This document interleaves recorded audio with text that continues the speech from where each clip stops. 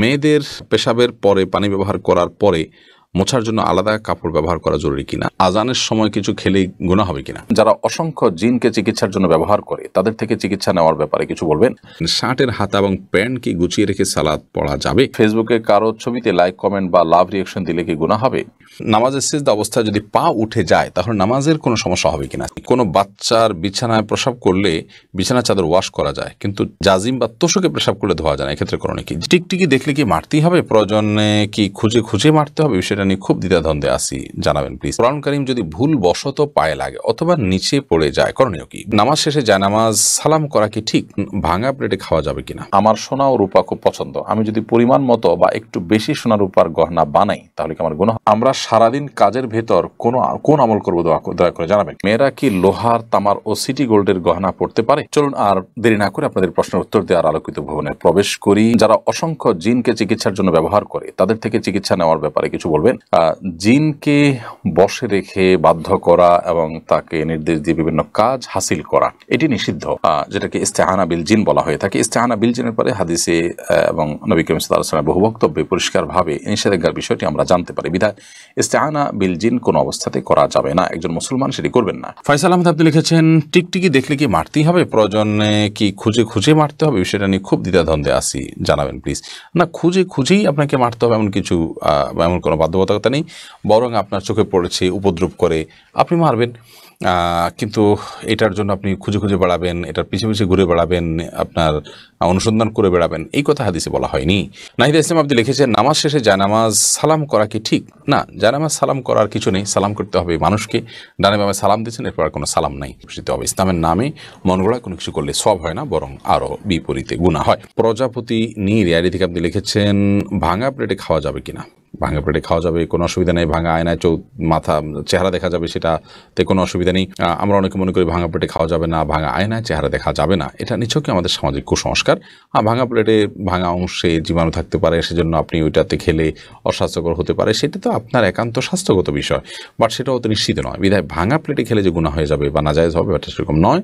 মোহাম্মদ শাওন লিখেছেন, ফেসবুকে কারো ছবিতে লাইক কমেন্ট বা লাভ রিয়েকশন দিলে কি গুনাহ হবে?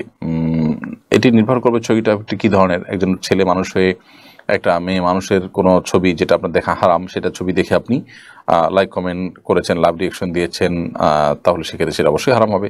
আর যদি বৈধ কিছু দেখেন দেখে আপনি লাইক কমেন্ট করেন, সেটা হারাম হবে না। সুমাইয়া সাদ্দাম এর দিকে আপনি লিখেছেন, আমার সোনা ও রূপা খুব পছন্দ, আমি যদি পরিমাণ মতো বা একটু বেশি সোনা রূপার গহনা বানাই তাহলে কি আমার গুনাহ হবে না? কোনো গুনাহ হবে না। মেয়েদেরকে আল্লাহ রাব্বুল আলামিন সে সুযোগ দিয়েছেন, ইসলাম সে সুযোগ দেওয়া হয়েছে যে মেয়েরা তারা স্বর্ণ রূপা তাদের প্রয়োজন মতো গহনা তৈরি করতে পারবে, এরকম কোনো লিমিটেশন দিয়ে দেওয়া হয় না যে এর বেশি মেয়েরা এটি বানাতে পারবে না। অতএব আপনার প্রয়োজন হচ্ছে আপনি সেটি কিন্তু করতে পারবেন। এমনি মুস্তাফিজুর রহমান আপনি লিখেছেন, কোরআন কারীম যদি ভুল বশত পায়ে লাগে অথবা নিচে পড়ে যায়, করণীয় কি? ভুল বশত পায়ে লাগলে অথবা নিচে পড়ে গেলে আল্লাহর কাছে মাপ চাইতে হবে, যদি এটা অনিচ্ছাকৃত, তারপরে মাপ চাই নিতে হবে, এবং সেই সাথে ভবিষ্যতে যেন এরকমটি না হয় সেজন্য সাবধানতা অবলম্বন করতে হবে। এর কারণে আপনার বিশেষ কোনো কাফারা নাই।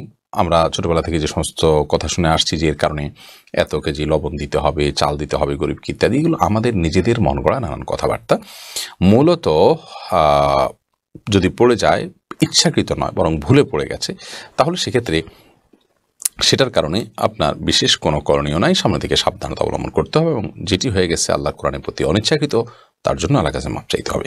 রাসেল ভূঁইয়া আপনি লিখেছেন, কোনো বাচ্চার বিছানায় প্রসাব করলে বিছানা চাদর ওয়াশ করা যায়, কিন্তু জাজিম বা তোষকে প্রসাব করলে ধোয়া যায় না, এক্ষেত্রে করণীয় কি? যেই সব দ্রব্য, যে সমস্ত জিনিসপত্র, আসবাব ইত্যাদি, এগুলোতে পেশাব লাগার পর সেটি পরিষ্কার করার কোনো বই নেই, সেটা রোদ ইত্যাদি দিয়ে ওটা আলামত দূর করে ফেলতে হবে। এত বেশি রোদ দিতে হবে, এত বেশি আপনার সেটার দুর্গন্ধ দূরের উদ্যোগ করতে হবে যে সেটাতে নাপাকের কোনো আলামত বা নামলেশ নেই। তো এর মাধ্যমে সেটি পাক হয়ে যাবে। বিশেষ করে ফ্লোর, ওয়াল, গাছ, এই টাইপের অনেক কিছুই আছে যেগুলোকে ওইভাবে আসলে ধোয়া সম্ভব হয় না। তো সেগুলোতে নাপাকের আলামত যেটি আছে সেটি দূর হয়ে গেলেই সেটি ব্যবহার করা যাবে। জিএম নুরুজ্জামান গাজী আপনি লিখেছেন, আমরা সারাদিন কাজের ভেতর কোন আমল করবো দয়া করে জানাবেন। কাজের ফাঁকে ফাঁকে আমরা যে কোনো তাসবিহ পড়তে পারি, সুবহানাল্লাহ, আলহামদুলিল্লাহ, আল্লাহু আকবার, সুবহানাল্লাহ ওয়া বিহামদিহি, সুবহানাল্লাহিল আযীম। বিশেষ করে জিলহজের প্রথম দশক চলছে, এখন আমরা বিশেষ করে পড়বো আল্লাহু আকবার, লা ইলাহা ইল্লাল্লাহ, আল্লাহু আকবার ওয়া লিল্লাহিল হামদ। এর বাইরে মনে মনে আল্লাহর কথা স্মরণ করলাম, আল্লাহর সাথে কথা বললাম, দোয়া করলাম, এগুলো সবগুলো কিন্তু জিকিরের মধ্যে শামিল হবে ইনশাআল্লাহ। সুমন আহমেদ আপনি লিখেছেন, নামাজের সিজদা অবস্থায় যদি পা উঠে যায় তাহলে নামাজের কোনো সমস্যা হবে কিনা? সিজদা অবস্থায় যদি পা সামান্য উঠে আবার আপনি জায়গায় নিয়ে গেছেন, কোনো অসুবিধা হবে না। আর যদি পুরো সিজদা জুড়ে উঠে থাকে তাহলে আপনার নামাজ হবে না, কারণ নবী করিম সাল্লাল্লাহু আলাইহি ওয়াসাল্লাম বলেছেন, আমি উমিরতু আন আসজুদা আলা সাবআতি আযমিন, 7টি অঙ্গের উপরে, 7টি হাড্ডির উপরে, শক্ত অঙ্গের উপরে আমাকে সিজদা করতে নির্দেশ করা হয়েছে। তার মধ্যে কপাল আর নাক,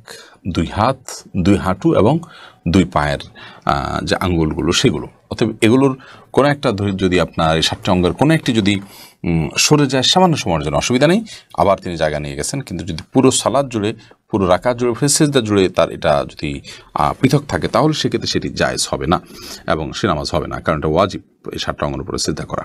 আবু সাইদ আবদুল্লাহ আপনি লিখেছেন, শার্টের হাতা এবং প্যান্ট কি গুছিয়ে রেখে সালাত পড়া যাবে? শার্টের হাতা এবং প্যান্ট গুছিয়ে সালাত আদায় করা মাকরুহ, নবী করিম সাল্লাল্লাহু আলাইহি ওয়াসাল্লাম নিষেধ করেছেন এটি, এই জন্য এটা ছেড়ে সালাত আদায় করতে হবে। তবে হ্যাঁ, প্যান্টের বিষয়টা হলো সেটা যদি কেউ টাকনুন নিচে পড়ে যায় সেটা থেকে বাঁচার জন্য গোছান, তাই সেটা জায়েজ আছে, কিন্তু সেটা সলাতে শুধু না বরং সবসময় এরকম রাখতে হবে। এইচএম হাসান লিখেছেন, 2 হাতের উপর সিজদা করলে সিজদা আদায় হবে কিনা? সিজদা করবেন আপনি জমিনে, হাতের উপরে সিজদা করবেন না। যদি কোনো কারণে হাতের উপরে কেউ সিজদা করেন, হয়তো জমিন তার জন্য উপযোগী না বা জমিনে করার কোনো ব্যবস্থা নেই, আদায় হয়ে যাবে তার সালাত। রাইসানি আপনি লিখেছেন, আজানের সময় কিছু খেলে গুনাহ হবে কিনা? আজানের সময় কোনো কিছু খেলে কোনো গুনাহ হবে না। আমরা অনেকে মনে করি আজানের সময় কিছু খাওয়া বা পান করা যাবে না, এটা করা যাবে না, ওটা করা যাবে না। আপনি যে কোনো কাজ করতে পারেন, টয়লেটে থাকলে আপনি টয়লেটে কাজও সারতে পারেন। তবে আপনি যখন টয়লেটে নাই, পবিত্র জায়গায় আছেন বা স্বাভাবিক অবস্থা আছেন, তখন আপনি আজান শুনলে আজানের জবাব দেওয়ার চেষ্টা করবেন। এটা হলো মূল কথা। খেতে গেলে খাওয়ার ফাঁকে ফাঁকে আপনি আজানের জবাব দেওয়ার চেষ্টা করবেন, কিন্তু আজান হলে কিছু খেতে পারবেন না এমন কোনো কথা নেই। এখানে বিষয় হলো জবাব দেওয়ার চেষ্টা করবেন যদি আপনি পবিত্র জায়গায় থাকেন।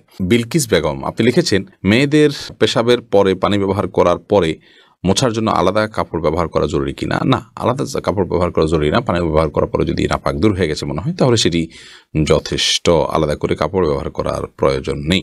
আল্লাহ তাআলা। শারমিন বিথি আপনি লিখেছেন, মেয়েরা কি লোহার, তামার ও সিটি গোল্ডের গহনা পড়তে পারে? মেয়েরা স্বর্ণ এবং রূপার বা আপনার অন্যান্য যে সমস্ত পাথর ইত্যাদি আছে সে সমস্ত কিছুর গহনা ইত্যাদি পড়তে পারেন। এছাড়া তামা কিংবা লোহা এটা পরা জায়েজ নয়। সিটি গোল্ডে পড়তে পারেন। তামা লোহার ব্যাপারে নবী করিম সাল্লাল্লাহু আলাইহি ওয়াসাল্লাম হাদিসে পরিষ্কার নিষেধাজ্ঞা রয়েছে। জাহান্নামীদেরকে লোহা পরানো হবে, এটা মানুষের শরীরের কোনো অলংকার হতে পারে না। নবী সাল্লাল্লাহু আলাইহি ওয়াসাল্লাম সেই জন্য এটাকে নিষেধ করেছেন, জাহান্নামের সাথে সাদৃশ্য যেন না হয়।